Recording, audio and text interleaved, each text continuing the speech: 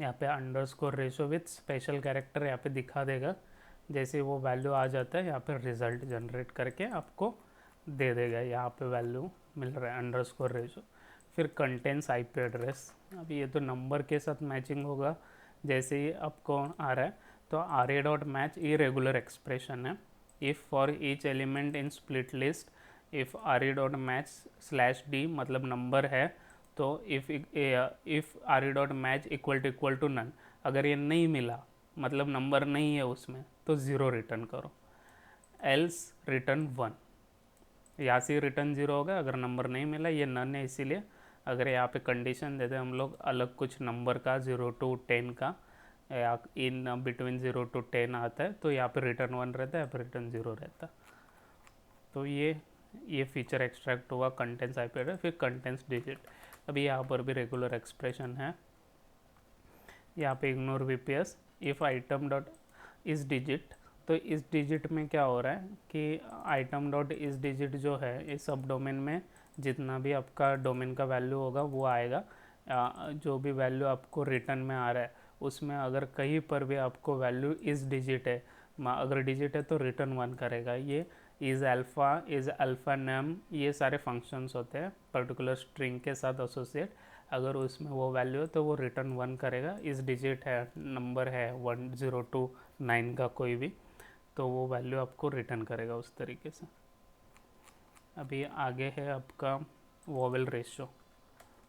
तो vowel ratio में ये चेक किया गया है। देखो यहाँ पे vowels a i o u set use किया। सेट जो होता है ये यूनिकली यहाँ पे आपको असाइन करता है value. A i o you में ये एक तरीके का अरे बना देगा। फिर इग्नोर वीपीएस, वी काउंटर और ए काउंटर। वी काउंटर जो है वोवेल्स का काउंटर, ए जो है वर्ड का काउंटर है। तो यहाँ पे इग्नोर वीपीएस कर रहे हैं आइटम इन सब डोमेन। अगर इज़ अल्फ़ा, अभी जस्ट एक्सप्लेन किया मैंने कि अगर ये अल्फ़ाबेटिक है तो यहाँ पे a counter plus equal to one करेगा। इफ़ आइटम इन वॉवेल्स, अगर ये जो आइटम आ रहा है ये अगर वॉवेल्स है तो वॉवेल्स का काउंटर इंक्रीमेंट करेगा। If A greater than A counter greater than one तो क्या करेगा, रेशो निकालेगा जितना भी आपका वॉवेल्स का काउंट हुआ है। ऑब्वियसली वॉवेल्स का काउंट इस वर्ड काउंट से लेस से आने वाला है अगर ग्रेटर देन वन है, क्योंकि ये ज़ीरो नहीं होना चाहिए। ज़ीरो रहेगा तो इन्फिनिटी आएगा। तो यहाँ पे ए काउंटर का जो वैल्यू है आपको रेशो निकालने के लिए यूज़ होगा। Total number of word count हो गए, total number of vowels count हो गए, उसका रेशो निकाल के आपको आउटपुट आने वाला है यहाँ पे। तो नेक्स्ट है डिजिट रेशो। सिमिलर तरीके से होगा जैसे वॉवेल को निकाला। फिर डी काउंटर, डी मतलब अपना number integer counter. Is item alpha और item is digit count plus plus one. If is item digit d counter counter greater than one, ratio divide करके आपको आउटपुट आए।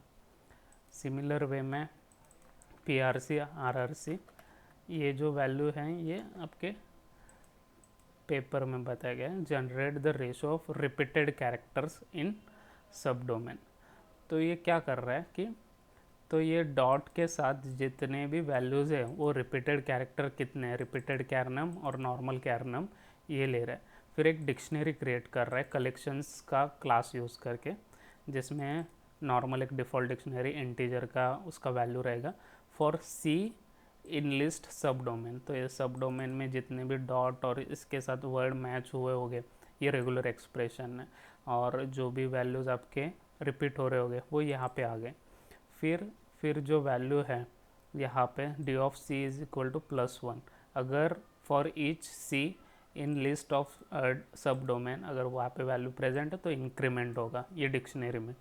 For each item in D, अभी यहाँ पे D में जितने भी वैल्यूज़ हैं यहाँ पे अभी वैल्यू इनिशियलाइज हुए प्लस वन हुए, जो भी डोमेन ऐड होते जा रहे हैं। फिर कैरनम यूज़ कर रहे हैं जिसको इंक्रीमेंट करेंगे फॉर ईच वैल्यू के लिए। If d of item greater than one repeated कैरनम, मतलब कि यहाँ पे हमें वैल्यू मिला, अगर समझ लीजिए किसी का value a b c dot com ऐसा वैल्यू है। तो ए बी सी जो है यहाँ पे d of a b c is equal to 3 आएगा क्योंकि काउंट उसका 3 टाइम्स है। तो यहाँ पे जो वैल्यू आ रहा है आपको D of item greater then, तो रिपीटेड कैरनम कंटिन्यूसली इंक्रीमेंट होते जाएगा। फिर रेशो जो है कैरनम का, वो जितने कैरेक्टर उसमें है उससे वो डिवाइड होते जाएगा। अभी यहाँ पे रिपीटेड कैरनम 1 आएगा और कैर का जितना भी काउंट होगा 3 आएगा, 1/3, तो रेशो वो आपको रिटर्न कर देगा यहाँ पे। फिर है आपका PRC RCC, control F control C control V। तो यहाँ पे क्या कर रहा है, calculate ratio of consecutive consonants. यहाँ पे सेम तरीके से आइटम है, if item is not vowels is alpha, तो यहाँ पे काउंटर बढ़ाएगा। फिर कॉन्स काउंटर जो है कॉन्सोनेंट्स के लिए, तो यहाँ पे if counter greater than 1 consonants counter +1, मतलब कि पहले पूरा डोमेन लेगा। यहाँ पे item is alpha and not in vowels, तो वोवल्स जो है ए है वही छोड़ के, अगर वो अल्फ़ा है तो काउंट करेगा और वैल्यू आपको यहाँ पे इंक्रीमेंट करके देगा। इफ़ लेंथ ऑफ सब domain and counter greater than 1, जो कि आई का वैल्यू वैसे आया तो सीधा ये कॉन्स काउंटर इंक्रीमेंट करके रेशो करके डिवाइड करके आपको दे रहा है। फिर है PRC RCD, ये नॉर्मल मैथ्स है सब इसमें। Calculate the ratio of consecutive digits. तो यहाँ पे क्या हो रहा है कि जितने भी is item digit for each item sub domain में डिवाइड हो रहा है। फिर इज आइटम डिजिट है तो काउंट इंक्रीमेंट करो, काउंटर ग्रेटर देन 1 है तो digit counter plus equal to 1। If is digit counter +1, else if counter greater than 1 digit counter plus is equal to counter, जो कि ऊपर का वैल्यू काउंटर का यहाँ पे इनिशियलाइज होगा, काउंटर 0 होगा। तो एक बार ये पूरा लूपिंग हो जाएगा। फिर अगर value i is equal to length of सब डोमेन है एंड काउंटर ग्रेटर देन 1 है, तो digit counter plus is equal to counter. तो डिजिट काउंटर का जो वैल्यू है वही प्लस होके जो 0 है यहाँ पे वो इनिशियलाइज होके काउंटर का वैल्यू जो यहाँ पे काउंटर +1 होगा वही उससे इनिशियलाइज होके आउटपुट में आ जाएगा। फिर digit counter divide by length of सब डोमेन, तो यहाँ पे लेंथ ऑफ सब डोमेन जो यहाँ पे वैल्यू आया हमें उससे वो डिवाइड करके रेशो मिल रहा है।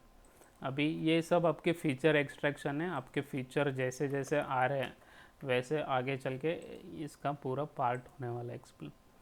यहाँ पे इग्नोर VPS किया, ये क्या कर रहा है, एंट्रोपी सब डोमेन पैरम डोमेन है, return the value of entropy. तो एंट्रोपी क्या होती है कि एक पर्टिकुलर कॉलम का उसके पर्टिकुलर वैल्यूज़ के साथ कितना एसोसिएशन है ये चेक करता है।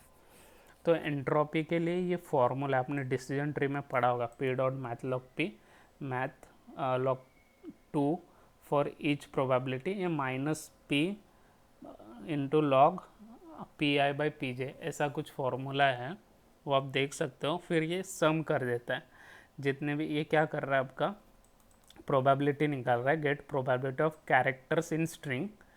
क्या कर रहा है, सब डोमेन काउंट क्या C कर रहा है कैरेक्टर और डिवाइड बाय लेंथ ऑफ सब। C क्या है, C in dictionary from case list सब डोमेन को लिस्ट में कन्वर्ट करेगा। फिर ईच वैल्यू इन दिस की वैल्यू, फिर वो वैल्यू को लेके उसका काउंट निकाल के लेंथ से डिवाइड करेगा, फिर वो प्रोबेबिलिटी मिला। फिर उसको अगर एंट्रोपी कैलकुलेट करना है तो P डॉट, अभी यहाँ पे P into math dot log P divide by math 2 for each P in probability. तो यहाँ पे प्रोबेबिलिटी ईच कैरेक्टर का प्रोबेबिलिटी का वैल्यू आया, उसका एंट्रोपी सम करके आपको आउटपुट में दे रहा है। अभी देखिए वर्ड में बता देता हूँ, abca.com है, तो इसका सब डोमेन आया ABCA। इसमें टोटल काउंट वर्ड काउंट है 4 और A का काउंट है 2, B का काउंट है 1, C का काउंट है 1। तो A का काउंट हुआ 2 डिवाइड बाई 4, तो इसका प्रोबेबिलिटी कितना हुआ 0.5 और बाकी सबका 1/4 तो इस तरीके से वो प्रोबेबिलिटी निकालेगा। फिर ये फॉर्मूला में उसको पुट करेगा, फॉर्मूला में क्या वैल्यू आएगा, A का निकालना है तो A का एंट्रोपी क्या निकलेगा 2/4 into math dot log 2/4 divide by math dot log 2.0। इस तरीके से वो जो सम वो वैल्यू आएगा उसको सम करते जाना है और फिर आपको आउटपुट आ जाएगा, इसका एंट्रोपी मिल गया। फिर आगे क्या कर रहे हैं, जैसे एक्सट्रैक्ट फीचर को कॉल आया, एक्सट्रैक्ट फीचर में देखिए अपने एक्सट्रैक्ट फीचर को कॉल आके गया, अभी ये वैल्यू जो आ रहा है आपको, ये वैल्यूज़ पूरा ये देख सकते हो, ये आपके फीचर है यहाँ से लेके यहाँ तक। तो हमें ये आइडेंटिफाई करना है कि ये फीचर के ऊपर ये टाइप कौन सा है, डीजे है कि नॉर्मल है। तो अभी के लिए हमने क्या